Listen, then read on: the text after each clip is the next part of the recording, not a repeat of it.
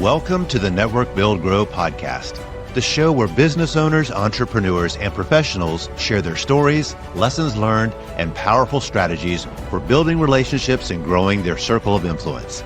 With Melissa Taylor, your host, each week we'll bring you actionable insights to help you build a better network and a better business.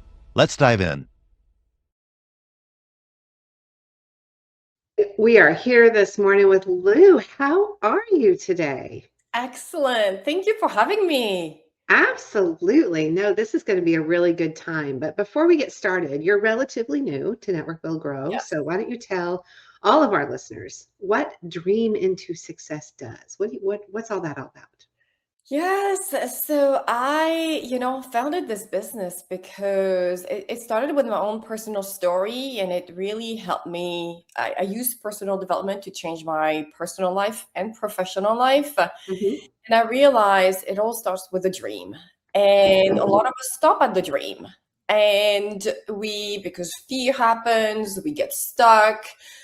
There's different things that happen. And I felt like, sometimes we all just need a guide or somebody to help you through, get you to make it a success, because it doesn't have to stay a dream. That was originally why I named it Dream into Success.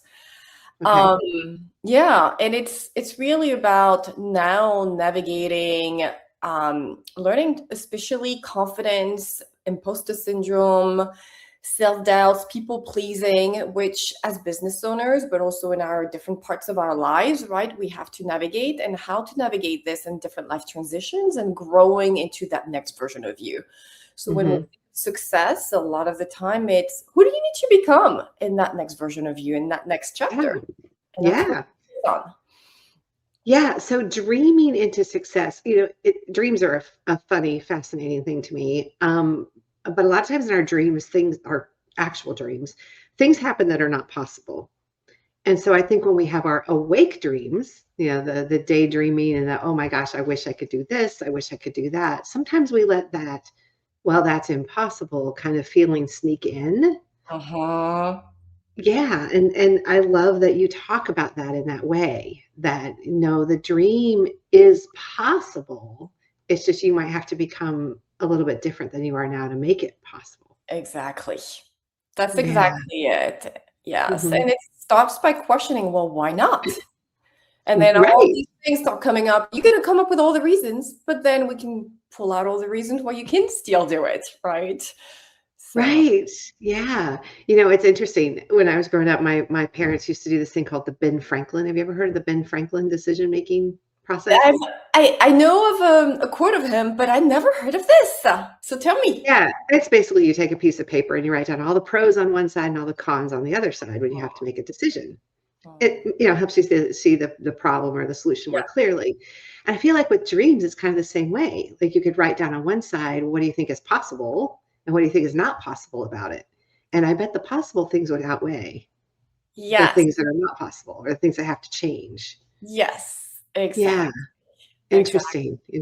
So why did you said you started it because of your personal story, which we won't necessarily get into that because I know you're a speaker and you talk about that a lot. But what is the mission behind like what you do? Like, how did that turn into something that you were like, you know what? Other people need to know this. Other people can benefit from this. Where was that kind of switch that happened? Honestly, I will say because I see a lot of people struggling. I see a lot of people who feel like, and I'm going to name it, we all show up like we have it all together. But a lot of the time we don't. And we're struggling inside. And I felt like, why does it have to be that way? Why do we have to pretend that it's all okay? Let's face the fact that we're people pleasing half the time. Let's face the fact that we're scared to death of doing something. And when we know it would move us forward. And I feel like a lot of the time we need more authenticity in the way especially let's talk as business owners, right? I feel like we need more authenticity. And that part of that authenticity is what allows you to truly grow. I think I battled a lot, even in my own business, initially with imposter syndrome. Mhm. And just because when I started out, I mean, who am I to coach all these other business owners, right? And even today, sometimes, it crops up and it's like, okay, now I have to go bigger because if I want to continue to grow, I have to step bigger. And yes, that imposter syndrome is like, it kicks in, right? Mhm. How do you navigate this? Because I've seen how much it can impact what I will eventually do or not do. And I see it in my clients.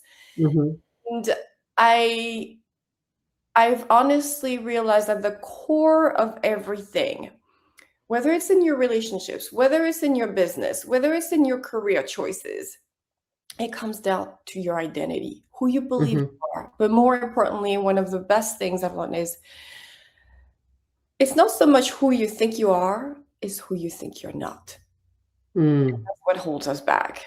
Mhm. And this is where I'm like, I don't care what marketing strategy you want to do, because ultimately it will not work if you still believe that about you. Yeah. So that Mhm. that is where I want to put my focus. Yeah. I'm in it, right? I have to work on myself too. That's a And never-ending cycle, yes, yeah. especially the more you grow, because you've like, oh yeah, I mastered this, and then now you have to go to the next level. It's like, okay, I have more work to do. Yeah, we had I did a weekend retreat, a women's weekend retreat that I hosted. It was called Taming the Business Beast. It was a friend of mine. Her name's Kim Wanowich, and I did that together. And the very first session that we did was on who are you becoming? Because we have to become, you say somebody different, but that's not a bad thing to say. It's not like you're doing a total 100% overhaul of who you are, but you do have to have that little bit of piece that you have to become the CEO of your own business, or you have to become a little bit different than what you are now to get that promotion or whatever the case might be. And that's not a bad thing to always be in a state of becoming what you ultimately want to be.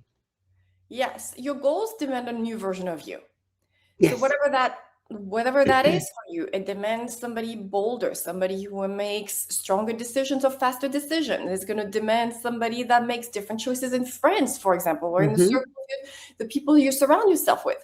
It's Hmm. all those little things that add up. Yes. Comfort destroys success. Agreed. You have to be a little bit uncomfortable. So speaking of uncomfortable, a lot Mhm. of people find networking uncomfortable. How do you view networking and how does it play a part in your business? So fun fact, I used to dislike networking. You would have had to pay me to go network. I dreaded. I'm an introvert. I dreaded networking. I'd have And never guessed that. You're so good at it. I've worked on myself. Yeah. So one of the biggest things I've done for myself and also coach my clients on is a lot of the time you're uncomfortable networking because you're so focused on yourself. Mhm. Networking is not about you. And I try to take this approach. Just get curious about getting Mm. to know somebody. That's Mhm. Just get curious about getting to know somebody, not about how am I going to sound, are they going to like me, blah, blah, blah. Because when you're doing this, you're focused on you and it will never Mhm. go well. But if you Mhm. let go of like, it's not about me, it's about them. Let me get to know them. And if I can focus on meeting adults, I'm not about numbers. If I can focus on meeting 2, 3 people and getting to know them, I feel like this was a successful networking event. Yeah, I think that's a really good gauge. And unfortunately, a lot of people, especially when they first start networking, it's a numbers game. And people have even said that to me. Oh, networking is a numbers game. I'm like, no, it's No, not. it's It's a not. people. It's a people. Relationship It's building. relationships. Yes. Yeah, yeah, yeah. It's a totally different way to take a look at it. And are very fortunate at Network Build Grow to have, 90% of our people have that mindset. So it makes it a lot easier. Mhm. It does. And the other thing is back to what you were just saying about how we have to be authentic and you have to be okay not knowing all the things.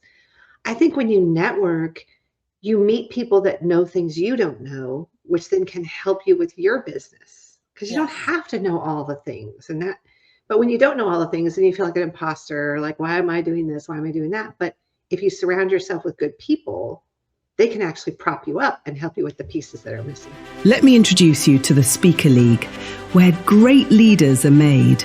It's a community built around world-class speakers, real training, and the kind of opportunities that put you in front of a room and dare you to own it. Everything you need to go from good to unforgettable. Train, speak, win. The stage is yours. Your voice, your moment, your stage. Join now at thespeakerleague.com. I have gotten so many collaborations and learned so much from people I've networked with. And because when I go into networking, I don't look at, I'm going to get a client. This is not the approach I have. I look like I'm generally looking to build relationships, and out of those relationships, usually collaborations, because they have a skill set that I don't. And this is where I've seen a lot of growth, and it has helped me a lot in my business. Yeah, let's dive into collaborations a little bit. We have the strategic collaboratives inside Network Build Grow, but what does collaboration mean to you? For me, when I meet people that have a genuine connection with, and that has a completely different skill set than I do, though sometimes I will part it because you have the strategic collaborative, and I'll talk about that too, which I absolutely enjoy, by the way. But outside of that, I will say I look for people who have a completely different skill set, and we can bring value to each other. And I personally host events, as you mentioned, right? And I just feel like this can bring such an experience, so much more value to people than just me alone. Yeah. And so I love to collaborate with people so that we grow our businesses together and bring 200% more value to the people who are attending. And I have found that it allows you to spread your network a lot faster. And on top of it, just really grow the business organically in a way that you wouldn't have been able to do otherwise. Absolutely. And on the strategic collaboratives that you have, we all need to surround ourselves with people who are in the same field, in the same boat, struggling with the same things. Like, what's working for you? Because sometimes we're so much into our tunnel that we just need to bounce things off of someone who's like, oh yeah, I didn't think about this. Oh yeah, I need this. Or I tried that and it didn't work. Yes. But if I had done it this way, maybe try this. Like, just ideas. It's important to get out of the competitive mindset. We're not here to compete. We're here to help each other, because we're all going to attract different people anyway. And if you're in here to serve and help, the universe will take care of it. It will Absolutely. So just help. Yeah, because some other coach that does stuff the exact same thing you do might meet somebody and the personalities aren't a good fit. So then they maybe refer them to you because they know that the personality might fit. Let's go back to the other type of collaboration, though, the type where you can maybe collaborate with somebody on an event or collaborate with somebody with a mutual client. One of the things that we talk about that I talk about with my clients is, who needs your services, or what other services do your clients need before and after you? Those are good collaboration partners. So you provide B. What has to happen? What's the A and what's the C and the D and the E and the F? Those are good collaborative partners for you. I love that question. Yeah. And honestly, I think that's something I'm going to do some homework on. I took a note. I'm like, you know what? I love that concept of before me and after me. Yes. Yeah. I work with a lot of speakers. And so, a lot of times before me, they need a brand person. And a lot of times after me, they need an agent, so those are some great collaborative partners for me. Or a copywriter or a book publisher, those kinds of things. So, all right, let's do some rapid fire networking questions. Just first thing that pops into your mind. What is one tool, app, or system that you use to manage all of your connections? Right now, And I will say that's work in progress, but I have a Mhm. CRM that I use Mhm. to kind of really log all my contacts, and I put little notes, and I have Good. kind of a system where I try to go back based on priorities. I will say I kind of tag things to like how warm or of a relationship it is, whether as a prospect or whether as a collaboration, and how much I want to nurture those to kind of see, okay, I'm going to need to follow up with those a little bit more often versus the other ones, maybe just on my email list. And once in a while, I'll check in, right? So there's a different pace depending on that. Great. Wonderful. Okay, another question for you. How do you follow up right after you meet somebody? So I will say it depends on the contact. Depends on the context. Yeah, absolutely. So But let's if say I have a let's take two. Let's take two scenarios. yes, Let's take a possible client and let's take a, just more like a strategic alliance. okay, perfect. A possible client, I will say I will follow up that same day and really try to obviously reach out with usually a text because I Mhm. like text messages. It's more personal, and invite, hey, we should follow, schedule a date to have coffee together and Mhm. really talk more about you. Again, it's about building the relationship first, but I will Mhm. reach out right away. Okay. Strategic collaboration, it will definitely be within the next few days. Within 3 days, I'll reach out and say, hey, I think we may be able to have potential to do something together. Let's set up some time to get together. It could be on Zoom, it could be in person, doesn't really matter. Yes. Yeah. Yeah, that's great. Okay. All right. Last one that I'm going to ask you. What is your number one tip or saying or question for starting a conversation at a networking event other than, so what do you do? Honestly, I love to get people to know people's stories. So for me, it's not so much what do you do, or as much as how did you get into this? Or tell me Yeah. one thing about you that I should know. And Hmm. it's because I want to get to know the person. Yeah. But a lot of the time, if they tell me their story behind the business, I get to know the person. And that's why I prefer to ask, tell me about how you got into this. What led you to doing Yeah. this? Yeah. Why do you do what you do? Why is this important to you? Why is this work satisfying? Is it satisfying? There's another question for you. Yes. Absolutely. Yes. Absolutely. That's great. So now with Dream into Success, do you work one-on-one with clients? Do you do groups? Do you do cohorts? I know you do some different events. Yes. How do you actually work your business? So I do one-on-one and I do small groups as well. Okay. So small groups are going to be no more than 8 because I am big into getting into people's weeds because I've gotten many coaches myself. And I Mhm. will have to say that one of the things I always felt I wanted more deeply is more personal feedback because that's where I can grow more. Because I don't hear myself, I don't see my own blind spots. And that's why I Yeah, choose to do a lot more one-on-one or very small groups. So that's that's the way great. I do my business. Yeah. Okay. Well, and if anybody wants to get in touch with you, they can certainly just look at the show notes. But what is the best way to get in touch with you? They can send me an email or reach out on my phone at 862-222-6392. And my email is lou@dreamintosuccessnow.com. So, Dream into success hello now. Yes, now.com. make it happen That's great. now. Make it happen now. All right. Well, it has been a pleasure talking to you, and I am looking forward to seeing you again soon. Thank you so much, Melissa. You bet.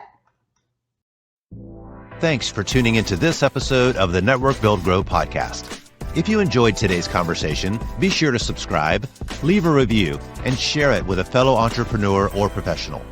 And of course, if you're not yet part of our community, visit networkbuildgrow.com to connect with us. Until next time, keep building and keep growing.